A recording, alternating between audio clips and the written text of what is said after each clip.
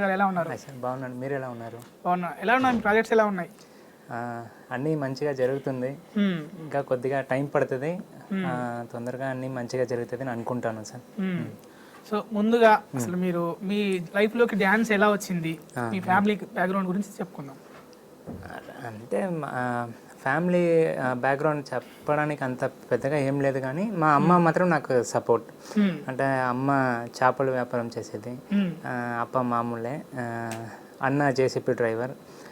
అంతే. ఆ అమ్మనే నేను ఎక్కడైనా డాన్స్కి పోయినా లేదా దేనికైనా పోయినా అమ్మనే డబ్బు ఇచ్చి పంపించేది. అంతే, దాని మించి ఇంకా ఎక్కువ బ్యాక్గ్రౌండ్లో ఏం లేదు సార్.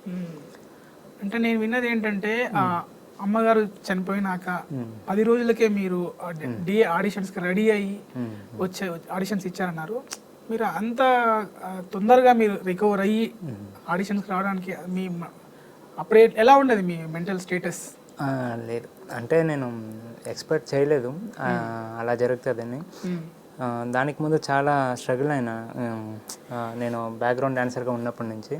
సో సడన్గా మా అమ్మది అలా అయిన తర్వాత, దానికి ముందు నేను డీలో కంటెస్టెంట్గా అవ్వాలి ఒకసారి అని నేను అనుకున్నా. చాలా టైం ట్రై చేసిన, చాలా ఆడిషన్ కూడా ఇచ్చినాను. అప్పుడేమో నేను సెలెక్ట్ అవ్వలేదు, అది నా మైనస్ ఏమైనా ఉండొచ్చు.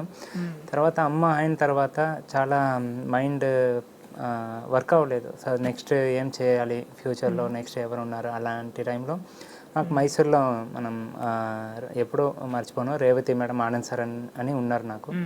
వాళ్ళే నాకు ధైర్యం చెప్పి, అమ్మ వాళ్ళకి ఏమైనా ఏంటి, మేమే మీ ఫ్యామిలీ లాగా ఉన్నామని ధైర్యం చెప్పి ఇక్కడ వరకు పంపించారు. సో ఇక్కడ వచ్చిన తర్వాత 10 రోజులు ఆ టైంలోనే నాకు జిత్తు మాస్టర్ పరిచయం అయ్యారు. జిత్తు మాస్టర్ ఒక సొంత అన్నలాగా నన్ను చూసుకొని, ఆ డీకి నేను ఎలా ఉంటే నేను సెలెక్ట్ అవుతాను, నాకు ఎలా ధైర్యం చెప్తే నాకు ఇన్కమ్ చేయడానికి ఒక ఇష్టం అవుతుందని నాకు ఫుల్ సపోర్ట్ చేసింది ఇక్కడ జిత్తు మాస్టర్. సో మైసూర్లో రేవతి మేడం, ఆనంద్ సార్, వీళ్ళు ముగ్గురు లేదంటే ఇప్పుడు నేను మీ ముందు లేదు. సో మీరు సూసైడ్ వరకు కూడా వెళ్ళాలని తెలిసింది, అది ఎలా జరిగింది? అదే, ఇప్పుడు ఏం తెలియని ఒక ఫ్యామిలీలో మా అన్న అన్నీ చూసుకుంటారు, నేను ఈ డ్యాన్స్ పేరు చెప్పుకొని ఏం పని చేయకుండా అలా ఉన్నాను. నేను సడన్గా అన్న లేదు, అప్ప లేదు, అమ్మ లేదు అన్నప్పుడు మైండ్, నేను వర్క్ చేసిన కొన్ని మాస్టర్ దగ్గర నుంచి కూడా నాకు పని ఇవ్వలేదు నెక్స్ట్. సో ఇటు సైడ్ పని లేదు, ఇటు సైడ్ ఫ్యామిలీ లేదు, ఇంకేం చేయాలి అని మైండ్ వర్క్ అవ్వకుండా సో సూసైడ్ అటెండ్ చేయడానికి పోయినా అప్పుడు ఉన్న మైండ్ స్ట్రెస్లో. సో అది తప్పు అని నాకు చెప్పి నాకు తిద్దింది నాకు మా Revathi madam, Anand sir. So నేను కూడా ఆ టైంలో ఏం చేయాలి నాకు అర్థం కాదు. సో నేను నా తరపు నుంచి కూడా ఇది మీరు క్వశ్చన్ అడిగింది మంచిది. సో ఎవరికైనా ఏమైనా కష్టం ఉంటే అది ఇలా సూసైడ్ చేస్తేనే సరిపోతుందని మాత్రం అనుకోకుండా, ఇప్పుడు ఆ రోజు నేను సూసైడ్ చేస్తుంటే ఈ రోజు మీ అందరి ముందు నేను ఉండను. సో అలాగే మీరు కూడా ఎన్ని ప్రాబ్లం వచ్చినా ఫేస్ చేయాలి, ఆ ధైర్యం మీ అందరికీ రావాలని నేను అనుకుంటున్నాను. నాలాగా మీరు ఎవరు ఇలాంటి డిసిజన్స్ తీసుకోకూడదని నేను అనుకుంటాను. అంటే అన్నయ్య చనిపోయారు, వదిన చనిపోయారు, అంటే ఎలా అన్నయ్యకి ఏమైంది? అన్నయ్య యాక్సిడెంట్, అంటే డ్రైవ్ చేస్తున్నప్పుడు వెనకాల నుంచి ఒక లారీ వచ్చి అలా జరిగింది స్పాట్లో. అంటే కొన్ని రోజులకే మళ్ళీ వదిన కూడా చనిపోయారు? లేదు, ఫస్ట్ చనిపోయింది మా వదిన. వదిన వచ్చి ప్రెగ్నెంట్ టైంలో చనిపోయారు.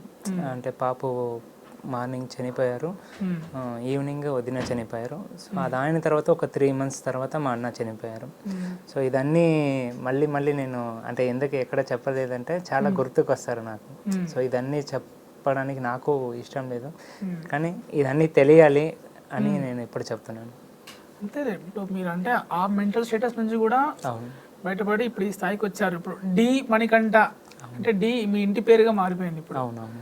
సో యాక్చువల్గా ఇప్పుడు మీరు చూడడానికి పునీత్ రాజ్ కుమార్ లాగా ఉంటారు, ఎవరైనా అన్నారా ఇలా? అవునవునవును. నేను కర్ణాటకలో బ్యాక్గ్రౌండ్ డాన్సర్గా ఉన్నప్పుడు చాలామంది చెప్తారు సార్, చూడడానికి పునీత్ రాజ్ కుమార్ సార్ లాగా ఉన్నారు అని.